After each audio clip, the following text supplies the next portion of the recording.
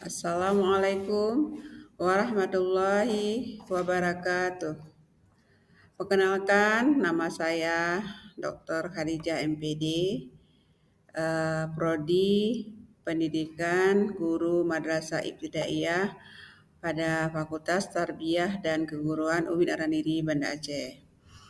Baiklah, kali ini kita akan membahas tentang literasi di kelas awal, komponen-komponen membaca. Pada pertemuan kedua ini, adapun tujuan pembelajaran kita adalah mahasiswa mampu menelaah pentingnya literasi pada kelas awal. Kemudian yang kedua, mahasiswa mampu memerinci 5 komponen membaca. Nah, apa itu literasi di kelas awal itu? Sebelumnya kita harus mengetahui dulu kelas awal itu adalah kelas 1, kelas 2, kelas 3 di sekolah dasar atau madrasah ibtidaiyah. Literasi di kelas awal itu maksudnya adalah kemampuan siswa-siswa kita semua itu dalam mengenal huruf. Dari satu huruf digabung menjadi 2 huruf. Kemudian terbentuk kata, dari kata dibuatlah kalimat-kalimat yang sederhana. Nah, mengapa literasi kelas awal itu sangat penting? Karena dengan adanya literasi di kelas awal, siswa-siswa kita semua itu akan mudah memahami materi-materi pelajaran yang diajarkan di sekolah. Misalnya pelajaran matematika, pelajaran bahasa Indonesia, pelajaran IPS, pelajaran IPA, pelajaran seni budaya. Nah, dengan mereka sudah mampu membaca, mereka akan mudah memahami isi pelajaran yang disampaikan oleh guru dan disuruh baca oleh guru. Bagaimana meningkatkan literasi di kelas awal? Nah, pertama ada memperkenalkan kebiasaan membaca sejak dini. Nah, itu kan kalau memperkenalkan membaca itu dimulailah dari lingkungan rumah. Nah, lingkungan rumah misalnya ayah membaca koran di depan anaknya, kemudian ibunya membaca buku di depan anaknya. Nah, lalu nanti ayahnya memperkenalkan satu huruf pada anak saat sedang membaca koran. Begitu juga ibu memberitahukan ini isi cerita buku ibu baca tadi, walaupun hanya satu kalimat. Kemudian yang kedua, membuat lingkungan belajar yang kondusif. Nah, bagaimana lingkungan belajar yang kondusif? Kalau kita di sekolah, tentu ruangan kelas kita harus rapi, harus indah, harus bersih, kursinya diatur dengan bervariasi, misalnya liter U, bisa liter O, bisa berkelompok. Jadi mereka senang dengan yang kerapiannya. Atau bisa juga kita bawa anak-anak kita keluar ke taman, di tepi pantai. Nah, jadi di sana mereka dengan nyaman, ada di taman itu ada angin-angin yang berhembus, mereka bisa lihat burung-burung yang terbang di atas, bisa melihat tempat-tempat bermain. Jadi dia senang, nyaman untuk anak-anak itu membaca. Lalu yang ketiga, bagaimana cara meningkatkan literasi di kelas awal? Nah, menggunakan teknologi dalam pembelajaran. Nah, menggunakan teknologi dalam pembelajaran ini dapat kita lakukan adalah dengan misalnya menggunakan infokus saat kita mengajar membaca literasi di kelas awal itu. Kita kasih nampak huruf-huruf yang dengan warna-warni. Kita kasih nampak penggabungan kata dengan menggunakan musik, lagu-lagu yang nampak dalam infokus. Atau bisa juga melalui HP kita lihat bagaimana membaca di kelas awal itu, literasi di kelas awal dengan menghidupkan dengan cara bernyanyi, mereka lihat di HP gitu. Kemudian yang keempat, mendorong diskusi dan refleksi. Nah, mendorong diskusi dan refleksi ini, misalnya Asila dan Ulwan membaca buku cerita. Nah, lalu setelah mereka Ulwan dan Asila baca cerita, kita bertanya kepada Ulwan, Ulwan baca buku cerita apa tadi? Oh, Ulwan baca buku Anak yang Baik Budi. Lalu kita tanya sama Ulwan, gimana siapa yang baik budi dalam cerita itu? Nanti Ulwan menjawab. Kemudian begitu juga sama Asila. Kita tanya, Asila baca buku apa tadi? Nah, dia jawab, Ayo sholat. Nah, siapa yang sholat di situ? Nah, nanti Asilanya menjawab. Nah, lalu setelah mereka membaca itu, kita memberikan umpan balik atau dukungan. Lalu kita bilang, oh bagus sekali, tadi ya udah baca ceritanya. Nanti ibu kasih hadiah, kasih coklat ya. Bentar lagi ibu kasih coklat untuk Ulwan, untuk Asila. Karena udah bagus sekali tadi menceritakan kembali apa yang dia baca. Oke. Kemudian kompetensi apa saja yang harus ada di dalam literasi kelas awal? Nah, jadi yang harus ada kompetensinya, kemampuan kita harapkan itu literasi membaca, menulis, menyimak, berbicara. Nah, kalau dalam literasi membaca itu diharapkan setelah misalnya Asila dan membaca cerita tadi Ayu sholat, lalu Asila bisa menulis kembali apa dia baca. Misalnya sholat itu adalah tepat waktu. Asila menulis kembali apa yang dia tahu dari membaca cerita Ayu sholat tadi. Nah, kemudian Asila juga memberitahu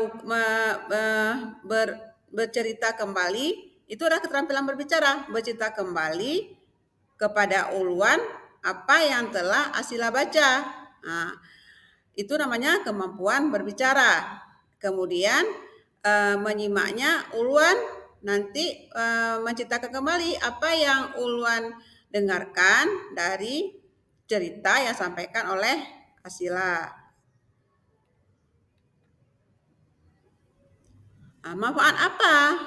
Apa manfaatnya kalau membaca di kelas awal itu? Nah, pertama bisa mengurangi kecemasan dan kegundahan. Nah, misalnya itu kan si Aminah tadi dia merasa gelisah, gundah.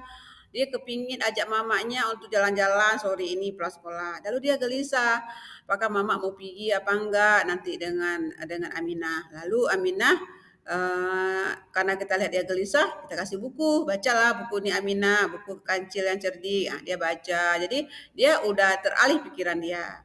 Kemudian yang kedua membuat otak berkembang. Nah, otak berkembang ini adalah dengan dia membaca buku, misalnya Air yang Bersih. Nah, dia akan otak dia tuh akan bekerja, akan berpikir, oh ini air yang bersih sebelumnya saya belum tahu air yang bersih seperti ini, nah, gitu. Itu jadi dia berpikir. Nah, jadi dia berkembang otaknya.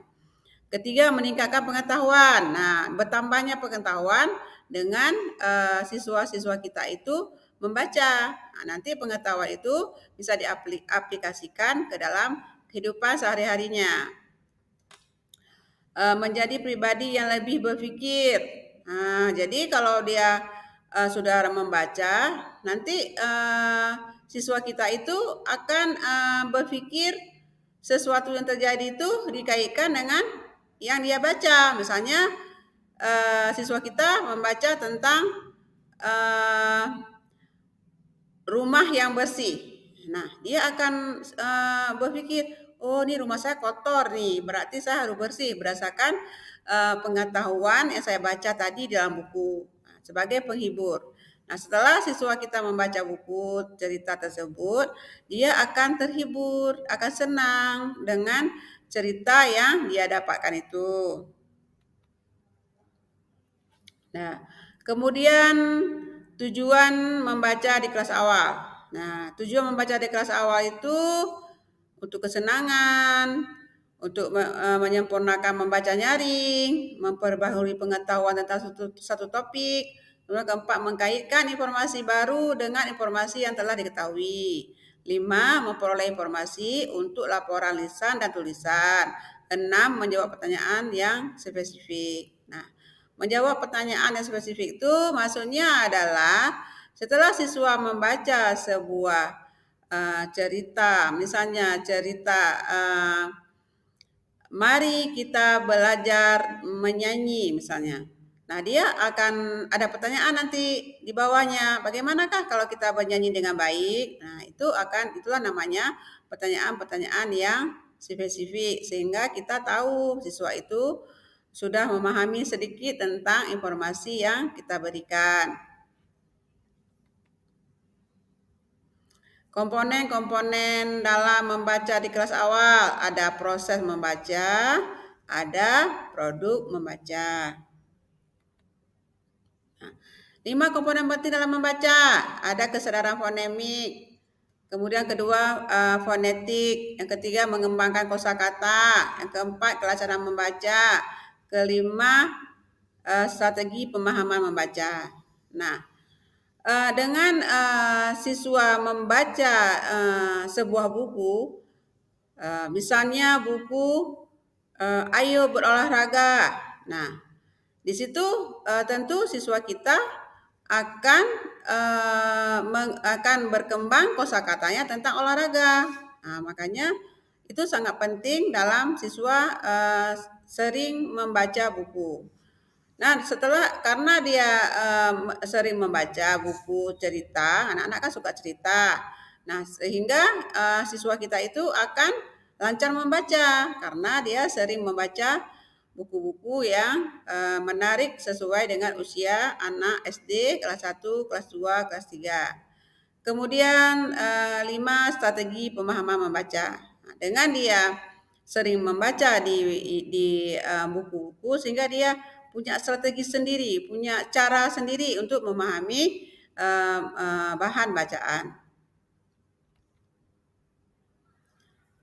Mari kita menonton video berikut ini agar kalian lebih cerdas dalam memahami konteks ibu ini.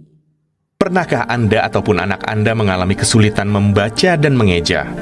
Jika jawabannya adalah iya, mungkin Anda mengidap disleksia. Apakah itu? Disleksia adalah gangguan belajar pada anak-anak yang ditandai dengan kesulitan membaca, menulis, mengeja, atau berbicara dengan jelas. Gangguan belajar ini masuk ke dalam gangguan saraf pada bagian batang otak, bagian yang memproses bahasa. Namun, disleksia tak cuma bisa dialami oleh anak-anak saja, tapi orang dewasa juga bisa mengalami gangguan ini. Meski penyandang disleksia mengalami kesulitan dalam belajar, namun disleksia tidak mempengaruhi tingkat kecerdasan seseorang. Dilansir dari laman kompas.com, tanda-tanda disleksia mungkin sulit dikenali sebelum anak-anak masuk sekolah, tetapi beberapa petunjuk awal mungkin menunjukkan adanya masalah.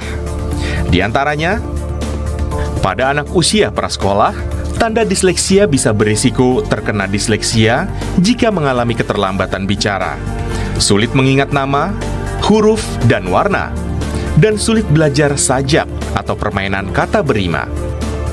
Sementara pada anak usia sekolah, tanda dan gejalanya semakin terlihat jelas. Di antaranya, memiliki kemampuan membaca yang jauh di bawah rentang usianya, kesulitan membedakan huruf B dan D, serta M dan W, atau angka 6 dan 9, sering menulis terbalik tak sesuai artinya, kesulitan mengeja, dan sulit menyelesaikan tugas yang berhubungan dengan membaca dan menulis. Disleksia pada remaja dan dewasa secara umum juga akan mengalami kesulitan dan gangguan belajar tersebut. Pernahkah Anda ataupun anak Anda mengalami kesulitan membaca dan mengeja? Jika jawabannya adalah iya, mungkin Anda mengidap disleksia. Apakah Nah, setelah kalian menonton video di samping, Ibu harapkan mengarahkan HP Anda untuk men-scan berkode di bawah ini, karena dalam scan ini ada tugas yang harus kalian kerjakan, yaitu bagaimana tanggapan kalian tentang video tersebut dengan mengkaitkannya dengan penjelasan Ibu yaitu pentingnya literasi di kelas awal. Selamat bekerja. Berikutnya kalau ya, tugas itu sudah selesai, Ibu mau melihat sejauh mana pengetahuan kalian yang telah kalian dapatkan dari Ibu setelah mendengar penjelasan Ibu melalui video ini, yaitu mengerjakan tugas-tugas di dalam scan berkode di bawah ini. Ayo, silakan kerjakan.